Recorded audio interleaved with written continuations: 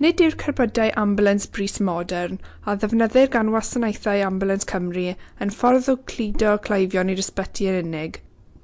Maent yn unedau triniaeth achosion brys symudol ble gall cleifion gael eu trin a'i sefydlogi.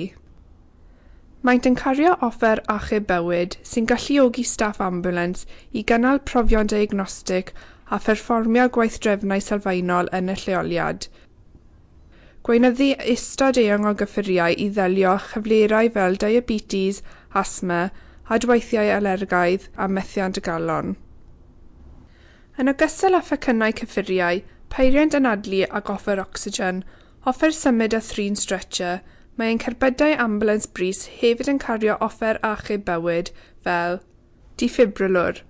Mae hwn yn cael ei ddefnyddio pan fydd claf yn cael trawiad ar y galon, pan fydd ei calon yn stopio neu'n curo'n beryglus o anormal.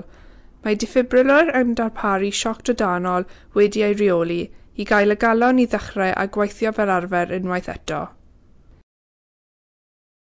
Uned signo a weithredwr trwy ffatri a ddefnyddir i glirio llwybrau anadlu cleifion ymwybodol ac anymwybodol, enghraifft pan fydd ei hanadlu yn cael ei effeithio gan rwystyr o ryw fath. Bydd ein criwiau brys yn gwneud popeth allant i atal niwed i glaf a thrwy wisgo menig tafladwy, masgiau wyneb a phedogau, gall yn lleihau'r risg o heintiau i gleifion tra yn yr ambulans. Cofiwch, mae ambulances ar gyfer argyfwng yn unig, felly cofiwch feddwl yn ofalus cyn deialu 999 a gwnewch ddewis doeth.